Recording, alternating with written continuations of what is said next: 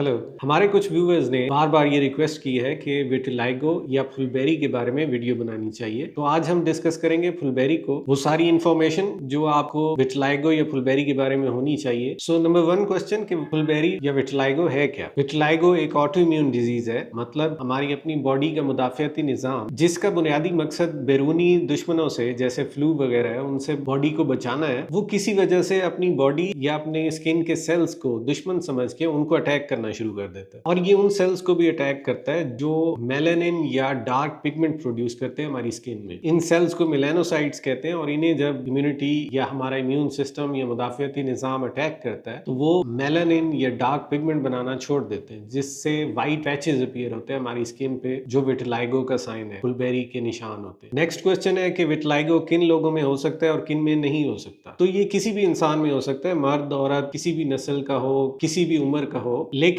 Mostly ये या तो 10 इयर्स से पहले की एज में होता है जिसे अर्ली ऑनसेट विटिलाइगो कहते हैं, या 30 साल के बाद होता है जिसे लेट ऑनसेट विटिलाइगो कहते हैं। एक और इंपॉर्टेंट क्वेश्चन है कि ये आखिर होता क्यों है। तो 80% केसेस में ये जेनेटिकली प्री डिटरमिन्ड होता है, खानदानी तौर पे होता है और मौरूसी होता है, और रेस्ट ऑफ द केसेस में ये दीगर फैक्टर्स की वजह से हो सकता है। एक और इंपॉर्टेंट चीज जो आपको माइंड में रखनी चाहिए, चूंकि विटिलाइगो एक ऑटो इम्यून डिजीज है तो ये दूसरी ऑटो इम्यून डिजीज के साथ भी एसोसिएटेड होता है। मींस कि अगर दूसरी ऑटो इम्यून डिजीजेस हो तो विटिलाइगो हो सकता है, और विटिलाइगो हो तो दूसरी ऑटो इम्यून डिजीजेस भी हो सकती हैं या एग्रेवेट हो सकती हैं। जैसे कि थायराइड डिजीज है, ये ऑटो इम्यून डिजीज है, इसलिए थायराइड का टेस्ट कराना चाहिए अगर आपको विटिलाइगो का शक हो। ये दूसरी ऑटो इम्यून डिजीज के साथ भी एसोसिएटेड हो सकता है, जैसे एसएलई है, आर्थराइटिस है, पर्नीशियस एनीमिया है, एलोपेशिया एरिएटा है जिसे बाल्चर कहते हैं, सोराइसिस है या लाइकन प्लैनस है या लाइकन स्क्लेरोसिस है। जिन लोगों में किसी चीज का ट्रांसप्लांट हुआ होता है उनमें भी विटिलाइगो के चांसेस ज्यादा होते हैं। कुछ ऐसी मेडिसिन भी हैं जिनसे विटिलाइगो हो सकता है या एग्रेवेट हो सकता है, जैसे मेलानोमा की ट्रीटमेंट की मेडिसिन हैं। नेक्स्ट क्वेश्चन है कि आपको कैसे पता चलेगा कि आपको विटिलाइगो है, या कंफर्मेशन कैसे होगी। बहुत सारी कॉमन स्किन कंडीशंस हैं जो देखने में विटिलाइगो की तरह लगती है, जैसे बच्चों में मोस्टली पिट्रियासिस एल्बा होता है, स्किन की एक बिनाइन सी सादा सी कंडीशन है, उसके भी सफेद धब्बे बनते हैं और लोग उसे कंफ्यूज करते हैं विटिलाइगो के साथ। इसी तरह पिट्रियासिस वर्सिकलर या टीनिया वर्सिकलर जो फंगल इन्फेक्शन है, उसके भी व्हाइट पैचेस बनते हैं जो विटिलाइगो से मिलते जुलते होते हैं। तो इसलिए आपको किसी डर्मेटोलॉजिस्ट से मशवरा करना चाहिए, उसे एग्जामिनेशन कराना चाहिए ताकि वो डिटरमिन कर सके कि ये विटिलाइगो है या कोई आम सी स्किन की फंगल इन्फेक्शन। विटिलाइगो एकदम से अपीयर नहीं होती, ऐसा नहीं होगा कि एकदम आप सुबह उठेंगे तो नेक्स्ट डे विटिलाइगो बना होगा, बल्कि ये आहिस्ता आहिस्ता अपीयर होती है, प्रोग्रेस करती है आहिस्ता आहिस्ता। विटिलाइगो में स्किन पे निशानों के बॉर्डर्स बहुत वाज़ेह होंगे, क्लियरली डिमार्केटेड होंगे, वेल डिफाइंड होंगे, और कलर उनका चौकी व्हाइट होगा जैसा चूने के पत्थर का कलर होता है। ये बॉडी के किसी भी हिस्से में अपीयर हो सकते हैं, लेकिन ज्यादा सन एक्सपोज्ड एरियाज में होते हैं, जैसे हाथ है, पाँव है, गर्दन है, चेहरा है जिन पे सूरज की रोशनी ज्यादा पड़ती है, या ऐसी जगहों पे भी ज्यादा हो सकते हैं जिनमें फ्रिक्शन होती है, जैसे आईलिड्स हैं, लिप्स हैं, स्किन फोल्ड्स हैं, या बॉडी के ऐसे पार्ट्स जहाँ पे प्रेशर ज्यादा पड़ता है, जैसे कोनिया है, नीज है, जो प्रेशर पॉइंट्स होते हैं उन पे भी विटिलाइगो अपीयर होने के चांसेस ज्यादा होते हैं। एक और चीज जो विटिलाइगो में देखी जाती है वो है कैमनल्स फिनोमेना, जिसमें कभी अगर बॉडी पे कहीं चोट लगती है तो वहां विटिलाइगो अपीयर हो जाता है, जैसे बैक पे, प्रेशर पॉइंट्स पे, फ्रिक्शन वाली जगहों पे, या अगर स्किन कहीं पे जली है तो वहां भी विटिलाइगो अपीयर हो सकता है। कुछ ऐसी डिजीजेस में हो सकता है जैसे शिंगल्स है या सोराइसिस है, इनमें भी जहां पे उन बीमारी के निशान होंगे वहीं पे विटिलाइगो के निशान भी होंगे। ऐसी कंडीशंस में आपको एक्स्ट्रा केयरफुल होने की जरूरत होती है ताकि कोई चोट ना लगे या फ्रिक्शन ज्यादा ना हो। कुछ ऐसे स्किन प्रोडक्ट्स हो सकते हैं जो विटिलाइगो कॉज कर सकते हैं या उसे एग्रेवेट कर सकते हैं, जैसे कुछ ऐसे प्रोडक्ट्स जो एक्जिमा कॉज कर सकते हैं, चंबल कॉज कर सकते हैं, या स्किन को एक्स्ट्रा ड्राई कर सकते हैं, वो भी विटिलाइगो का बायस बन सकते हैं। कुछ और चीजें भी विटिलाइगो को ट्रिगर कर सकती हैं, जैसे कॉन्स्टिपेशन है, स्ट्रेस है, प्रेगनेंसी है। कुछ लोगों में मोल्स के अराउंड भी विटिलाइगो हो सकता है, जहां तिल हो, मोल्स हो। इसलिए अगर आपको मोल्स बन रहे हैं और आपकी फैमिली हिस्ट्री भी है विटिलाइगो की, तो आपको एक्स्ट्रा केयरफुल होना चाहिए और स्किन को चेक कराना चाहिए। डार्क स्किन इंडिविजुअल्स में जिनका कंप्लेक्शन जरा डार्क है, उनमें विटिलाइगो ज्यादा प्रोमिनेंट होती है। तो अब आ जाते हैं विटिलाइगो की ट्रीटमेंट की तरफ। विटिलाइगो को जड़ से खत्म नहीं किया जा सकता, लेकिन बहुत सारी ऐसी ट्रीटमेंट्स अवेलेबल हैं जिनसे इसे मिनिमाइज किया जा सकता है, रिड्यूस किया जा सकता है, कंट्रोल में रखा जा सकता है। अगर कहीं पे विटिलाइगो ज्यादा फैल गया है तो उसे रिड्यूस कर दिया जाए, ओरिजिनल जो शुरू की कंडीशन थी उसमें वापस लाया जाए। जब ट्रीटमेंट इफेक्टिव होना शुरू होगी,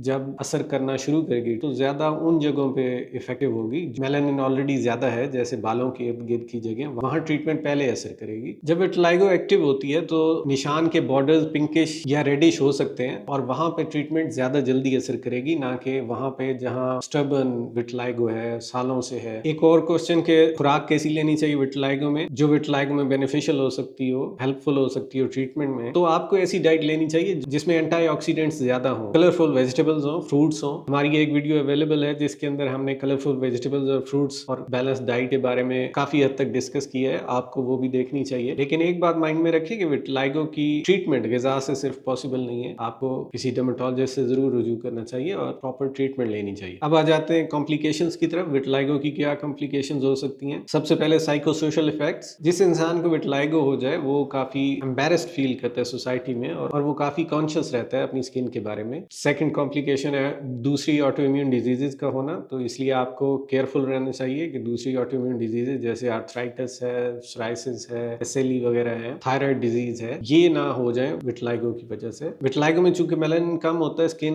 डीपिगमेंटेड होती है, लेस पिगमेंट होता है, तो सन एक्सपोजर से सन डैमेज होने का खतरा ज्यादा रहता है। लेकिन यहीं पे एक चीज और डिस्कस करने वाली है, वो ये कि विटिलाइगो में कुछ स्किन कैंसर के होने के चांसेस रादर कम हो जाते हैं, जैसे basal cell carcinoma, squamous cell carcinoma. Vitiligo में इनका रिस्क कम हो जाता है, लेकिन थायराइड डिजीज वगैरह का रिस्क ज्यादा हो जाता है। अब हम चलते हैं ट्रीटमेंट की तरफ कि ट्रीटमेंट ऑप्शंस क्या हो सकते हैं, कौन कौन से ऑप्शंस हमारे पास अवेलेबल हैं। सबसे पहले ये माइंड में रखिए कि आपको सनस्क्रीन डेली यूज करना चाहिए और एग्रेसिवली यूज करना चाहिए। UVA UVB blockers with SPF 50 and above आपको यूज करने चाहिए दिन में 2-3 दफा। और आपको फिजिकली भी सन रेज को ब्लॉक करना चाहिए, जैसे हैट्स का, कैप्स का इस्तेमाल करें, अम्ब्रेला का इस्तेमाल करें, ऐसे कपड़े पहने जो आपको सूरज की रोशनी से बचा सके। ट्रीटमेंट में टॉपिकल स्टीरॉयड क्रीम्स यूज की जा सकती हैं, पोटेंट स्टीरॉयड्स भी और वेरी पोटेंट स्टीरॉयड्स भी। कॉर्टिकोस्टेरॉइड्स एंटी इन्फ्लेमेटरी इफेक्ट के साथ कलर को रिस्टोर कर सकती हैं, लेकिन ये लंबे अरसे तक हम नहीं यूज कर सकते क्योंकि इनके साइड इफेक्ट्स भी हो सकते हैं। ये स्किन की थिनिंग भी करती हैं और स्ट्रेच मार्क्स भी कॉज कर सकती हैं। नेक्स्ट ऑप्शन है कैल्सिन्यूरिन इनहिबिटर्स। ये एक और तरह की एंटी इन्फ्लेमेटरी क्रीम्स हैं जो कलर को रिस्टोर कर सकती हैं, इन्हें सेपरेट भी यूज किया जा सकता है और कॉर्टिकोस्टेरॉइड्स के अल्टरनेट ट्रीटमेंट के तौर पे भी यूज किया जा सकता है ताकि हम स्टीरॉयड के इफेक्ट से बच सकें। थोड़े सीवियर केसेस में short course of oral steroids भी यूज किया जा सकता है। ओरल टैबलेट्स ली जा सकती हैं स्टीरॉयड की, लेकिन इनके साइड इफेक्ट्स बहुत ज्यादा होते हैं, इन्हें सिर्फ रैपिडली प्रोग्रेसिंग विटिलाइगो में यूज करना चाहिए। नेक्स्ट ऑप्शन है फोटोथेरेपी। फोटोथेरेपी में हम आर्टिफिशियल यूवी रेज स्किन के इफेक्टेड एरिया जहां पे विटिलाइगो है उस पे अप्लाई करते हैं। फोटोथेरेपी लाइट ट्रीटमेंट के लिए आपको 2 से 3 दफा हफ्ते में हॉस्पिटल जाना पड़ता है और ये कई हफ्तों बल्कि महीनों तक भी चल सकता है। फोटोथेरेपी एक इफेक्टिव ट्रीटमेंट ऑप्शन है। इसमें फुल रीपिगमेंटेशन तो काफी मुश्किल होती है, लेकिन डीपिगमेंटेशन पॉसिबल है। इसमें फिंगर टिप्स का और पाँव का ठीक होना ज्यादा मुश्किल होता है। नेक्स्ट ऑप्शन है कॉम्बिनेशन थेरेपीज का। हम कॉम्बिनेशन थेरेपी भी यूज कर सकते हैं, टॉपिकल क्रीम्स के साथ फोटोथेरेपी भी यूज कर सकते हैं और लेजर थेरेपीज और ओरल स्टीरॉइड्स को भी कंबाइन किया जा सकता है। साइकोलॉजिकल एश्योरेंस भी देनी चाहिए पेशेंट को और साइकोलॉजिकल ट्रीटमेंट भी जरूरी है साथ साथ। ऐसे कैमोफ्लेज भी अवेलेबल है, विटिलाइगो से अफेक्टेड स्किन को प्रोटेक्ट कर सकते हैं। कुछ ब्रांड्स ऐसे मेकअप भी बनाते हैं जो विटिलाइगो वाली स्किन पे किए जा सकते हैं। एक बहुत ही कम यूज किया जाने वाला ऑप्शन सर्जिकल ट्रीटमेंट है, जिसमें ड्राफ्टिंग की जा सकती है हेल्दी स्किन की विटिलाइगो से अफेक्टेड वाली स्किन से। CO2 लेजर 5-फ्लोरोयूरेसिल के साथ कॉम्बिनेशन में यूज की जा सकती है और ये भी एक इफेक्टिव ट्रीटमेंट ऑप्शन है। एक्साइमर लेजर भी एक ऑप्शन हो सकता है। एक्साइमर लेजर भी इफेक्टिवनेस शो कर चुकी है अपनी विटिलाइगो की ट्रीटमेंट में। उम्मीद है आज आपको काफी इंफॉर्मेशन मिल गई होगी विटिलाइगो के बारे में। मैंने कोशिश की है कि हम विटिलाइगो या फुलबेरी से मुतालिक जितनी कॉमन इंफॉर्मेशन है जो अवेलेबल होनी चाहिए आपको, वो इस वीडियो में आप तक पहुंचा सकूं। अगर आपके कोई क्वेश्चंस हैं विटिलाइगो से मुतालिक या किसी और टॉपिक पे तो कमेंट्स में लिखिए, मैं उनके आंसर करूंगा। Thank you for watching, take care.